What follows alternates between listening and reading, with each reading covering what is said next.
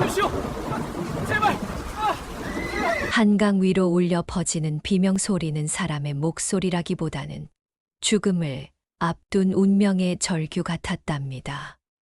칠흑 같은 어둠 속에서 폭우가 쏟아지던 그날 밤 한강의 물살은 미친 듯이 사나웠지요.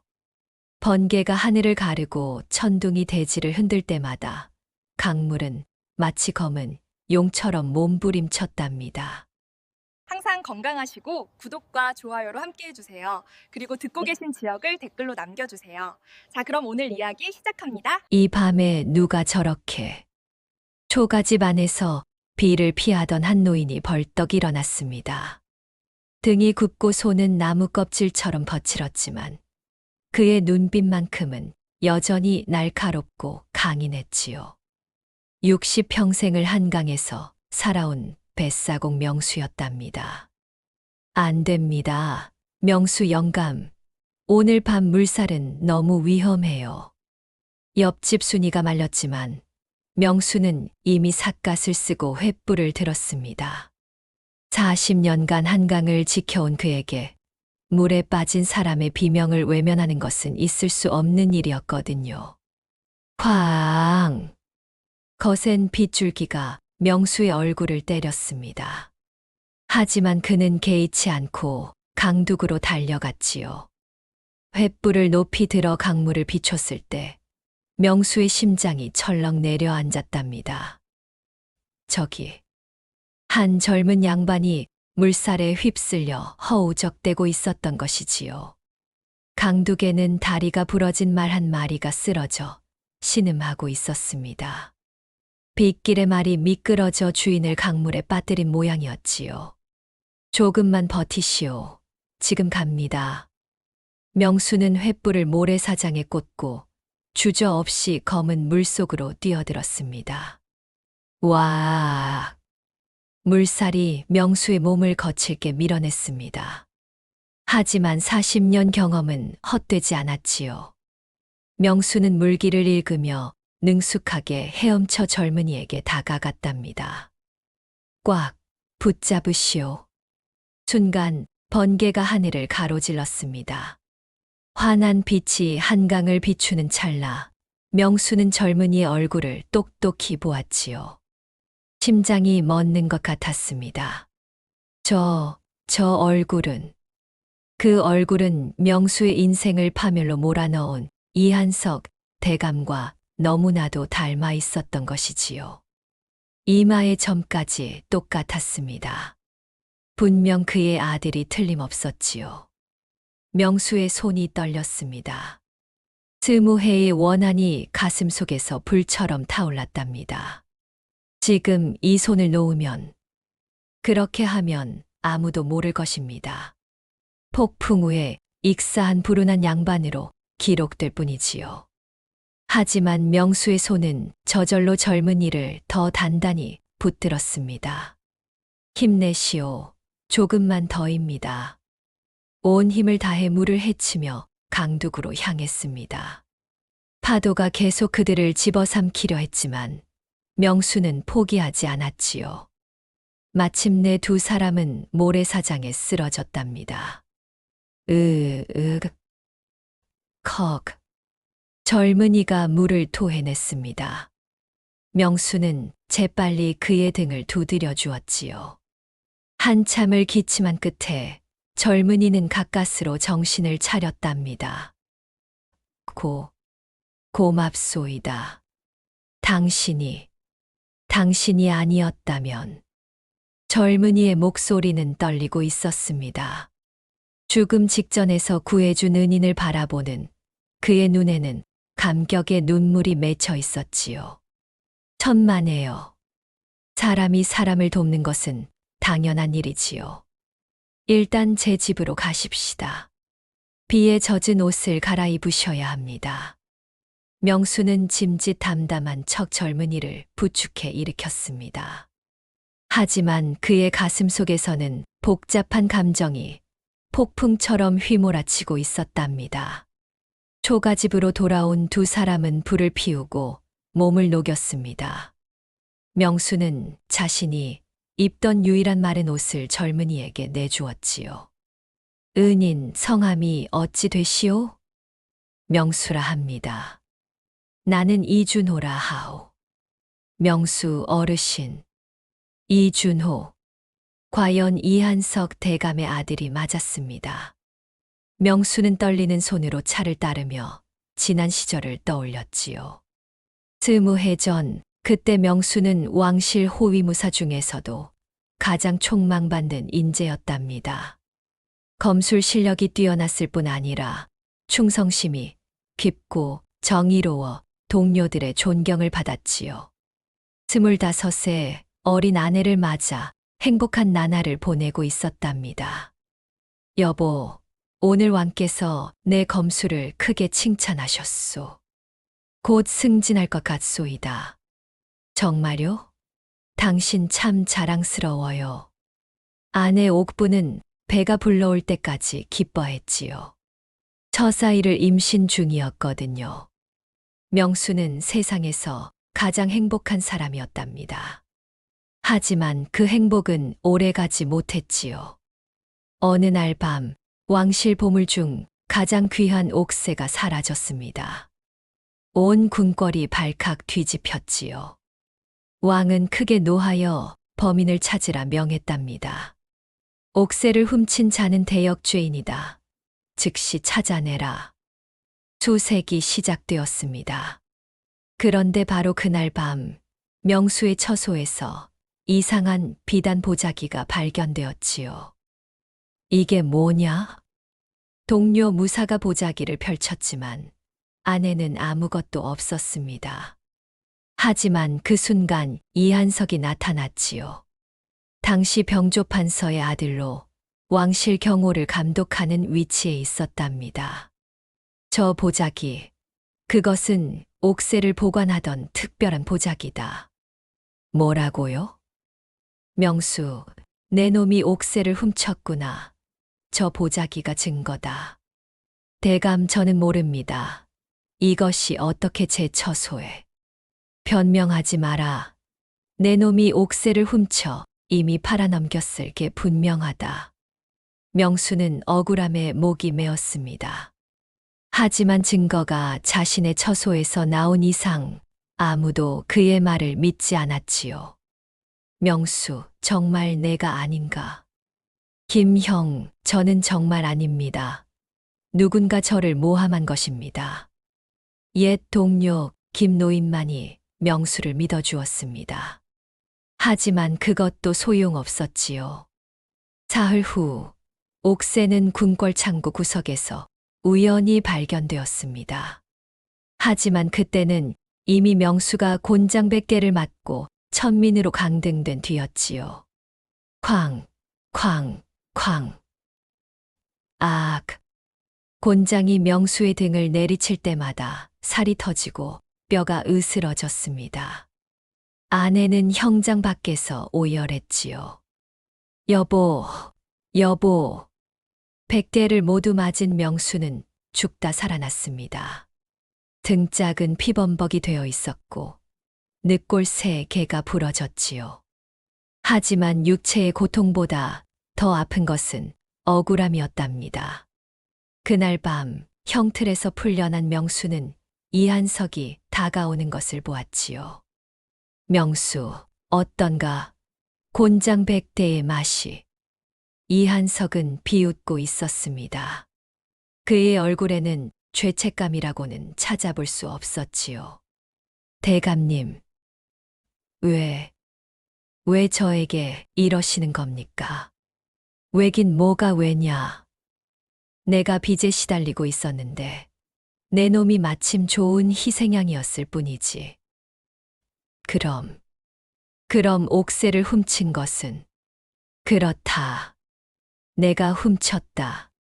도박 빚을 갚으려고 말이야. 하지만 수색이 너무 심해지는 바람에 다시 창고에 숨겨놓았지. 허허, 내 덕분에 의심을 피할 수 있었다. 명수는 분노로 온몸이 떨렸습니다. 하지만 몸을 움직일 수조차 없었지요. 내 놈, 이 사실을 입 밖에 내면 내 아내와 곧 태어날 아이는 무사하지 못할 것이다. 알겠느냐? 차가운 협박에 명수는 고개를 떨구었습니다. 사랑하는 가족을 지키기 위해서는 침묵할 수밖에 없었지요. 그렇게 명수는 천민이 되어 한강가로 내려왔습니다. 뱃사공으로 살아가며 하루하루를 견뎠지요. 하지만 불행은 거기서 끝나지 않았답니다. 아들을 낳은 아내는 산후병으로 앓기 시작했습니다. 약값을 마련할 돈이 없었지요. 명수는 밤낮 없이 배를 저어 돈을 벌었지만 천민의 수입으로는 턱없이 부족했답니다. 여보, 미안해요. 당신 때문에 이렇게. 옥분, 제발 버텨요. 조금만 더 버텨주오. 하지만 아내는 결국 명수의 품에서 숨을 거두었습니다. 명수는 하늘을 원망했지요. 하늘이시여, 제가 무슨 죄를 지었습니까? 아들 석이는 아버지를 원망하며 자랐습니다. 아버지는 왜 이렇게 가난해요? 친구들이 저를 천민이라고 놀려요. 석아, 아버지가 미안하구나. 아버지가 잘못해서 우리가 이렇게 된 거잖아요. 저는 아버지가 싫어요. 15살이 되던 해 석이는 집을 나가버렸습니다. 그 후로 소식이 끊겼지요. 명수는 홀로 남았습니다. 하지만 그는 마음만큼은 떳떳하게 살려고 노력했답니다. 한 푼이라도 부정한 돈은 받지 않았고 어려운 사람을 보면 도왔지요.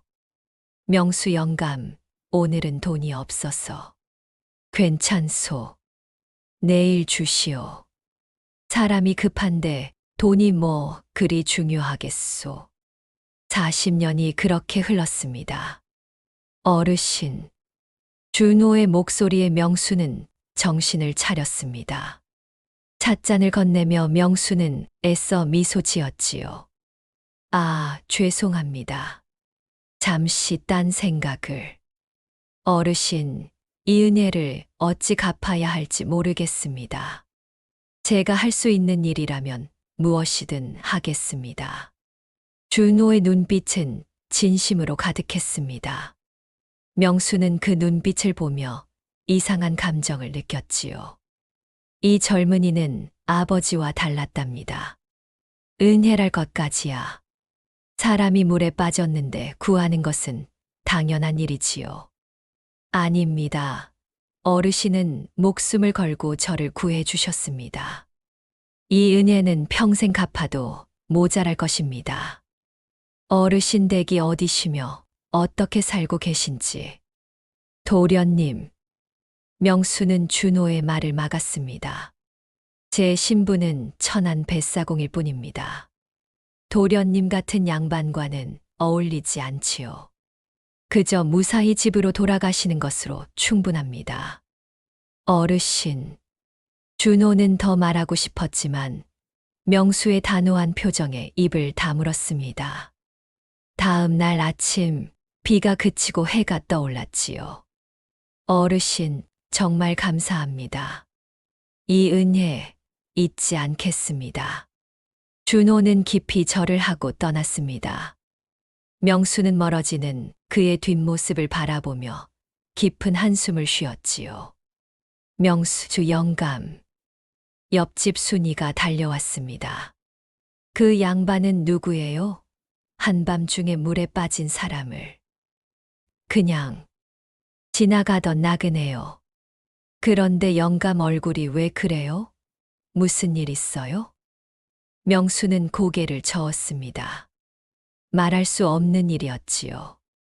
며칠이 지났습니다. 명수는 평소처럼 배를 저으며 지냈지요. 하지만 마음 한편이 무겁게 가라앉아 있었답니다. 그러던 어느 날 나루터의 소문이 퍼지기 시작했습니다. 들었소. 한양의 큰 대감 댁에서 사람을 찾고 있다던데. 무슨 사람을요? 대감의 아들이 물에 빠졌을 때 구해준 은인이라오. 그 은인을 찾아 큰 상을 내리겠다고 하더군. 명수의 등에서 식은땀이 흘렀습니다. 그 대감이 누구라고 하던가요? 이한석 대감이라 하던데. 한양에서 손꼽히는 권세가라오.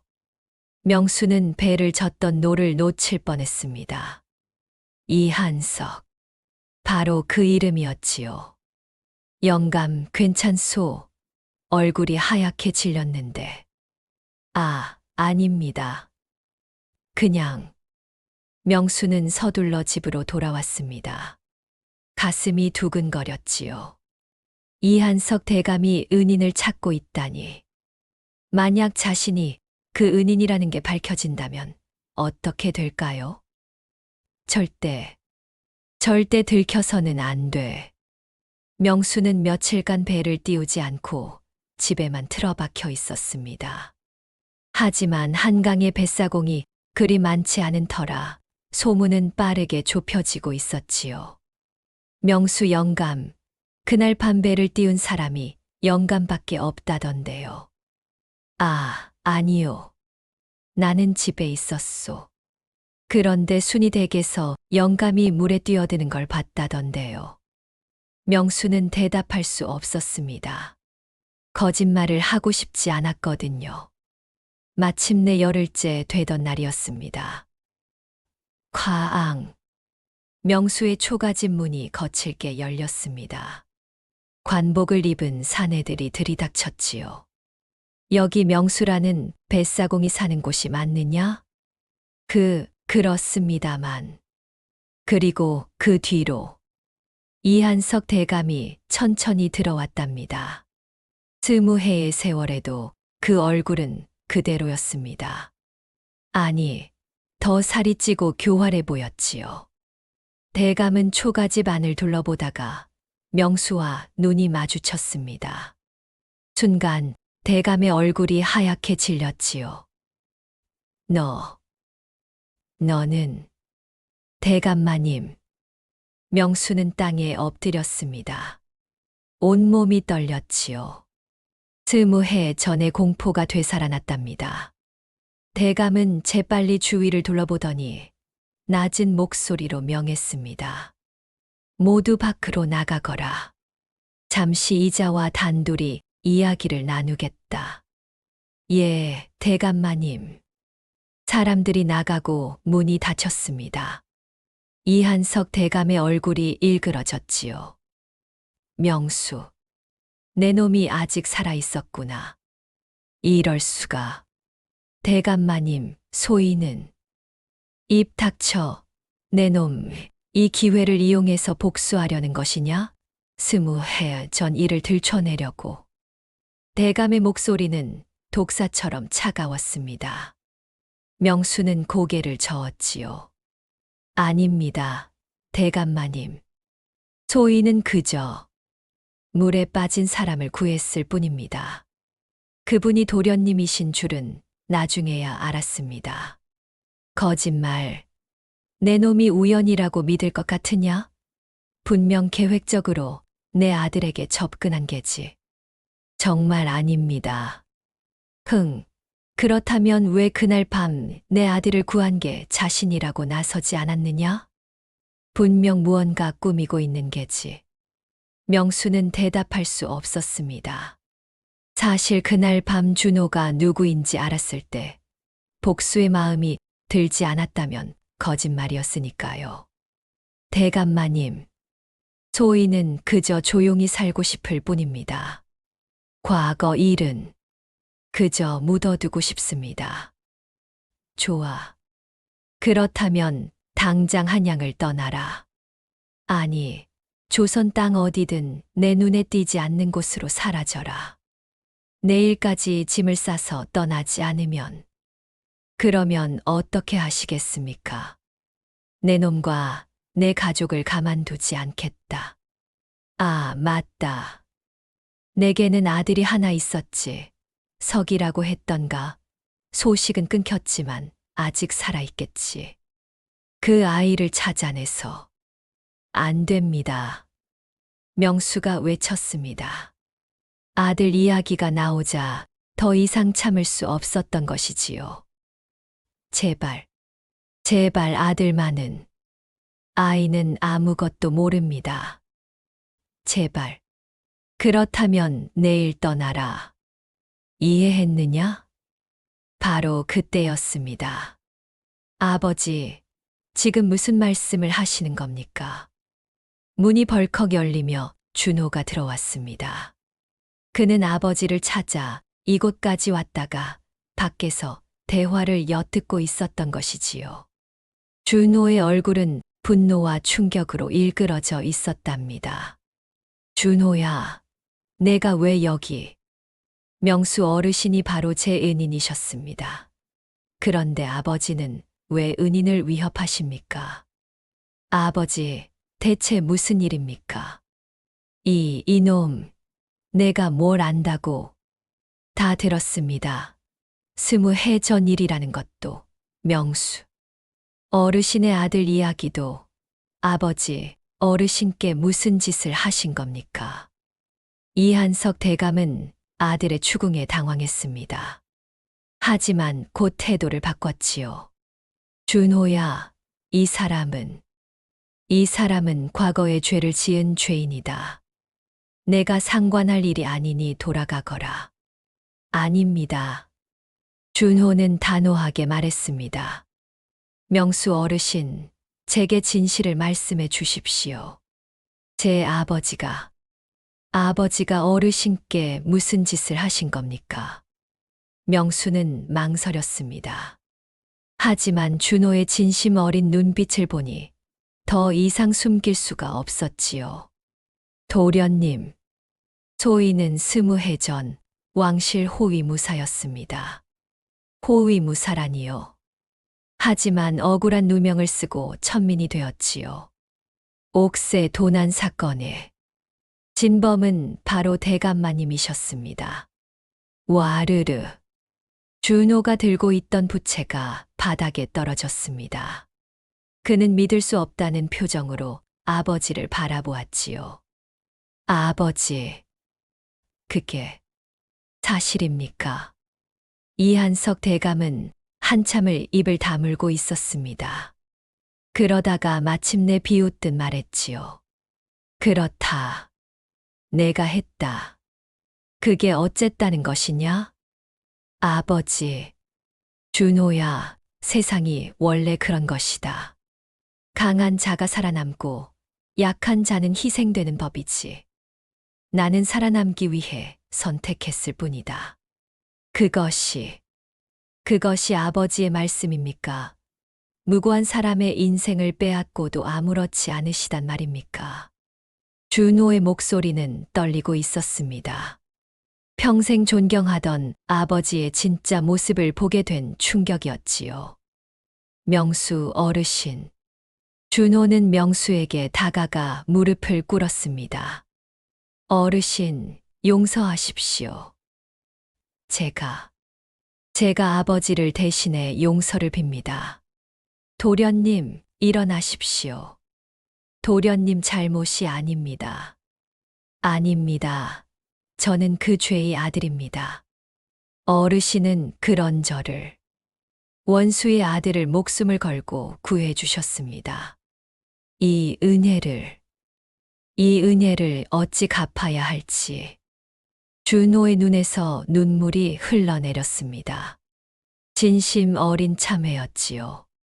도련님, 명수도 눈시울이 뜨거워졌습니다. 이 젊은이는 정말 아버지와 달랐답니다. 어르신, 저는 이 일을 바로잡겠습니다. 대궐에 가서 모든 것을 고하겠습니다. 안 돼. 이한석 대감이 소리쳤습니다. 준호야, 내가 무슨 짓을 하려는 거냐? 나는 내 아버지다. 아버지는 이미 제 아버지가 아닙니다. 준호가 단호하게 말했습니다. 진짜 아버지라면 이런 비겁한 짓을 하지 않았을 것입니다. 저는 아버지의 죄를 바로잡겠습니다. 그것이 아들의 도리입니다. 다음 날 준호는 대궐로 향했습니다. 왕 앞에 엎드려 모든 진실을 고했지요. 전하, 소신의 아버지 이한석이 20해 전 옥새 도난 사건의 진범입니다.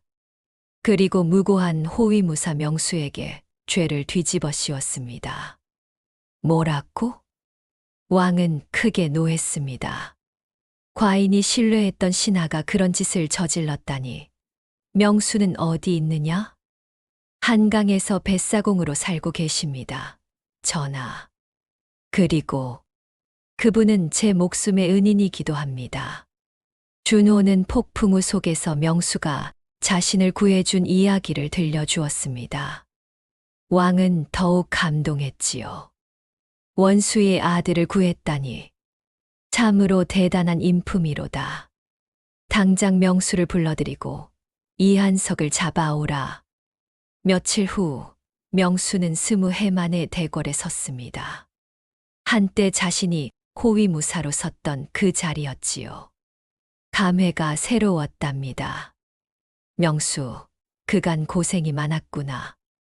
왕이 친히 명수에게 다가왔습니다.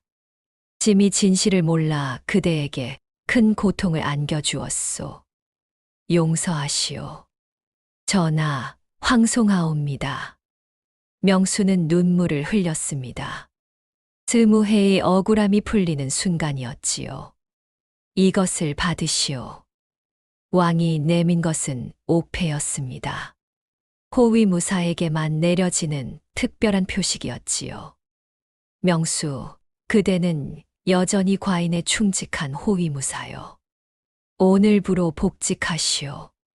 그리고 이한석의 관직을 박탈하고 재산을 몰수하라.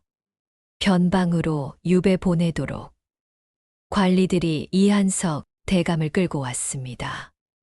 대감은 땅에 엎드려 용서를 빌었지요. 전하, 용서하소서. 소신이 잘못했습니다.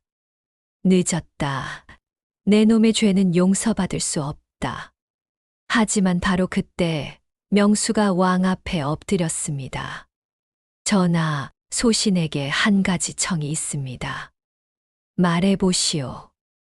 이준호 도련님은 벌하지 말아 주십시오. 무엇? 왕이 놀라 물었습니다. 명수는 계속해서 말했지요. 준호 도련님은 아버지의 죄를 바로잡으려 했습니다. 그리고 소신의 목숨을 구한 은인이기도 합니다. 부디 그 효심과 정의로움을 헤아려 주소서. 왕은 명수의 넓은 마음에 깊이 감탄했답니다. 좋소.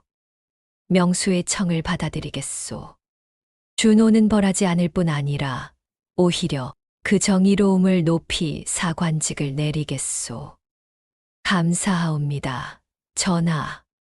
준호가 땅에 엎드려 절했습니다. 그는 명수에게 다가가 두 손을 잡았지요.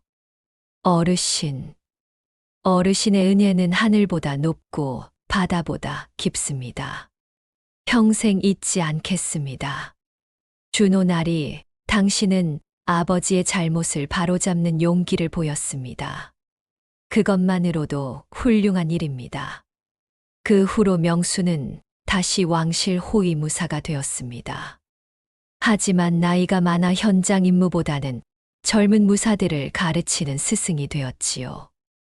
명수의 검술과 인품은 많은 제자들에게 귀감이 되었답니다.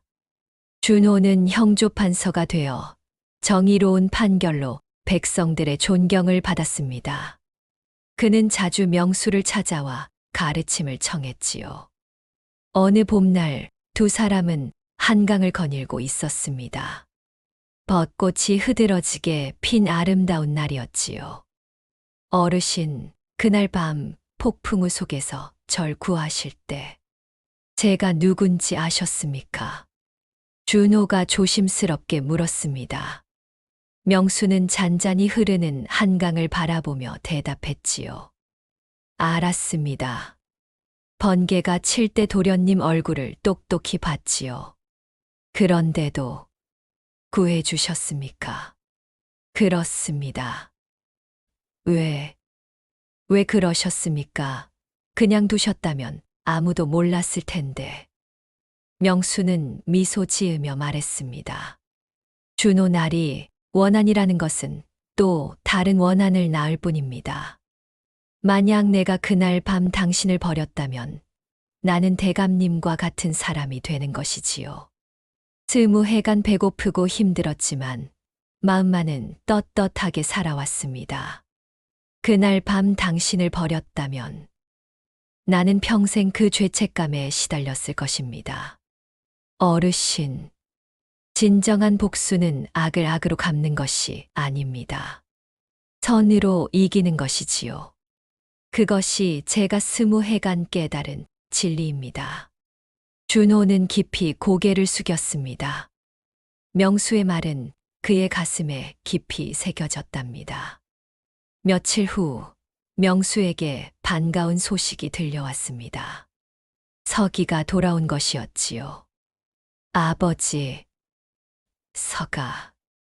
아버지와 아들은 20해 만에 껴안고 울었습니다.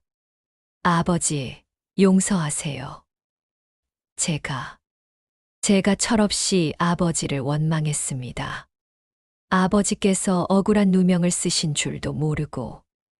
아니다, 서가. 아버지가 미안하구나. 내게 좋은 아버지가 되지 못해서. 아닙니다.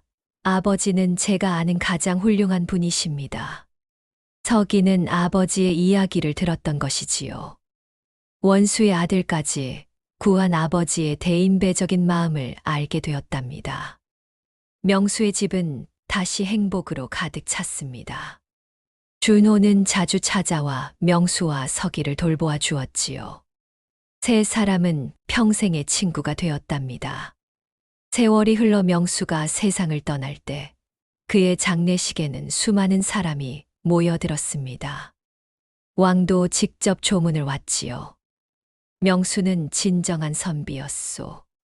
그의 가르침을 잊지 맙시다. 준호는 명수의 묘 앞에서 평생을 정의롭게 살 것을 맹세했답니다. 그리고 그 약속을 지켰지요.